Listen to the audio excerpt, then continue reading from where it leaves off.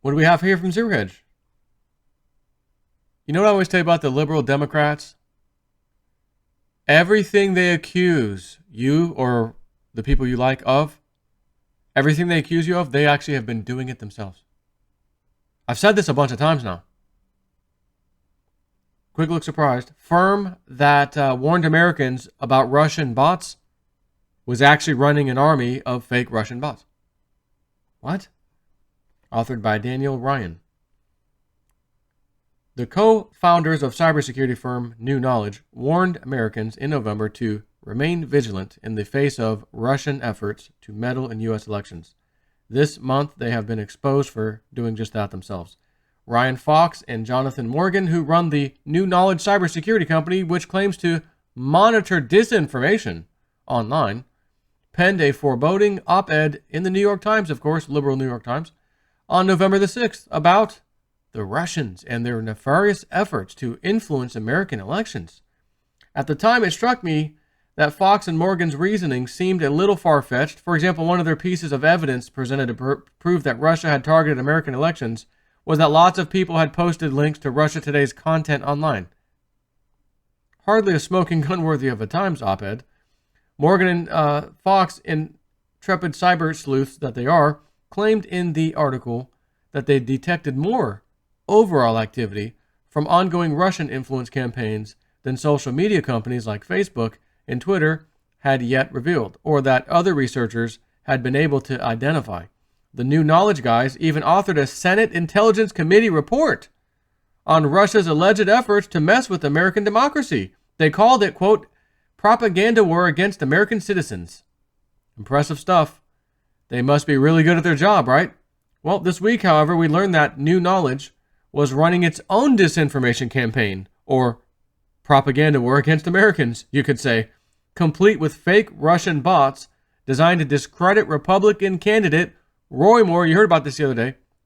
Roy Moore as a Russian preferred candidate when he was running for the U.S. Senate in Alabama in 2017. Now, see, the last thing I told you about this was that the billionaire Democrat donor, liberal, by the way, of course, is the one who paid for this. But see, what we didn't know, now we know, the party that did do the bot thing, who were they? Was it just some random company anyone could pay? Or was it another Democratic liberal operative? That's what this appears to be. The scheme was exposed by the New York Times, the paper that just over a month earlier published that aforementioned op-ed in which Fox and Morgan pontificated about Russian interference online. New Knowledge created a mini army of fake Russian bots and fake Facebook groups. The accounts, which had Russian names, were made to follow Moore. An internal company memo boasted that New Knowledge had a quote-unquote orchestrated an elaborate false flag operation that planted the idea that the Moore campaign was amplified on social media by a Russian botnet. Mr. Moore lost the race by just 1.5%. To be fair, accusations published by the Washington Post that he pursued underage girls back in the 1980s may also have had something to do with it as well, but that's a different story. And again, was there any proof of that? No, just run a story to smear somebody. It's what the Democrats do best. Make something else, ruin someone's life, it doesn't matter, just so we can get our bad guy in there. Of course, New Knowledge and even the New York Times, which blew the lid off the operation, are trying to spin this as some kind of small experiment during which they imitated Russian tactics online to see how they worked. We're just testing to see how they work, so we mimicked what they did. Just for research, of course, you know, that old chestnut. They have also both claimed that the scheme, dubbed Project Birmingham, had almost no effect on the outcome of the race. Well, how the hell would you know? The money for the so-called research project came from Reid Hoffman, the billionaire co-founder of LinkedIn, who contributed $750,000 to American Engagement Technologies, which then spent $100,000 on the New Knowledge experiment. After the scheme was exposed, Hoffman ordered a public apology, saying he didn't know exactly how the money had been used, and admitted that the tactics were highly disturbing. Yeah, we didn't know that. I'm very sorry, I didn't know they'd be doing this. I'm sure you didn't. I'm sure you effing liberal leftists, you didn't know that. If people like Fox and Morgan actually cared about so-called Russian meddling or the integrity of American elections, they would not have run the deceptive campaign against Moore, no matter how undesirable he was as a candidate. Their sneaky and deceitful methods are in total contrast to the public profile that they cultivated for themselves as a firm fighting the good fight for the public good. But is it really that much of a surprise? No, of course not.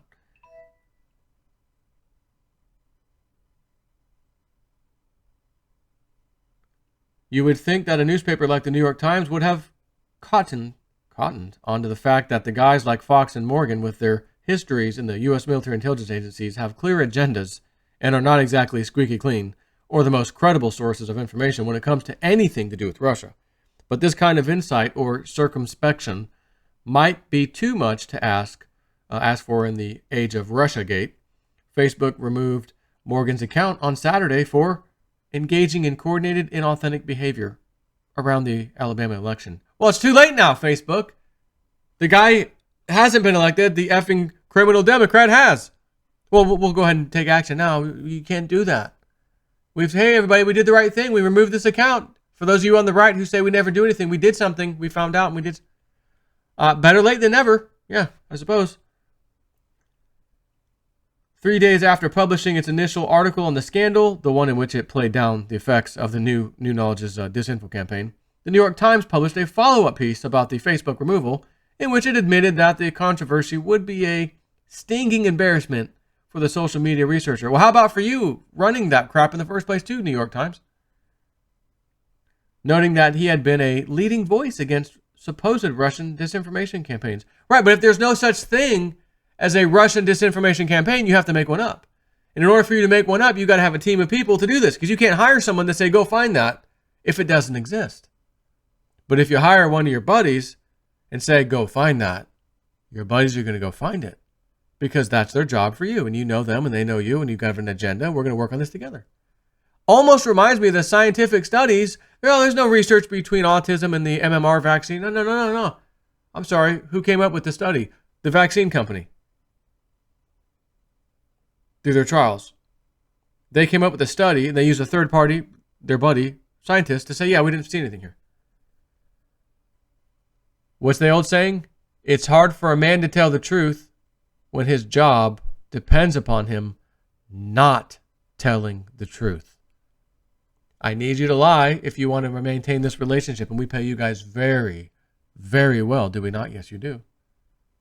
You got multiple houses, you got multiple cars, a nice one. You like that lifestyle, don't you? Yes, I do. We need a study.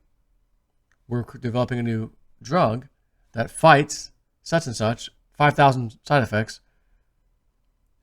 We need to make sure that none of the side effects are like, vaccine injury type stuff. May make you drowsy, may make you sleepy, blood clot, that kind of stuff's okay. But the bad, we need to make sure you don't find that stuff. Okay. I don't want to lose my job, my partnership over here, Same thing. It's everywhere. It's the blueprint. Again, when you see the blueprint of things, once you figure out, there's a blueprint, you can hold the blueprint, so to speak. And how about that fake news? Oh, they use it there too. Vaccine industry. Oh, they use that. Government propagate leftist Democrat. They use. Plug in the blueprint. It's the same way. Create stuff that you make up. Have a third party do it, so you can't put your name on it. And if anyone gets in trouble, it's a third party. Unless they kind of figure out that you actually paid the third party, and then there's conversation where you guys actually talked about it. Now you're complicit, right? So talking about election meddling, would this stuff I've just described to you that this billionaire Democrat did, and he funded this one, and they said, is that not election meddling? Isn't that illegal? So is this billionaire Democrat fundraising prick going to do some jail time? I mean, he should. And according to Q and all that, yeah, there can be some people stepping down on the Democratic side, apparently.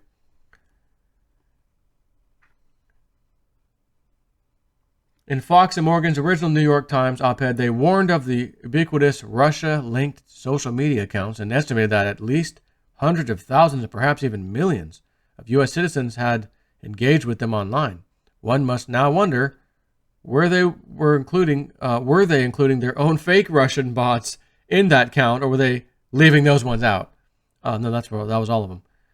It's nearly 2 years into the Trump presidency, and still we have no solid evidence of that any kind of Russian collusion theory, anything happened, that it's anything more than a fantasy concocted. Again, they made it up. Made up by Democrats desperate to provide a more palatable reason for Hillary Clinton's loss than the fact that she simply ran a bad campaign. In fact, at this point, we actually have more solid and irrefutable evidence of election meddling from the likes of dodgy American and British companies like Cambridge Analytica and New Knowledge than we do of any meddling orchestrated by Russia. We have local allies and local American companies effing you in the A. Well, what about the Russians? They're not even Americans. They're Russians. The enemy's closer to home. What's the old Constitution? You got protecting it from enemies both foreign and domestic. What do you mean domestic? There wouldn't be any enemies domestic. Oh, you mean like these guys? That is a Big 10-4. Take care.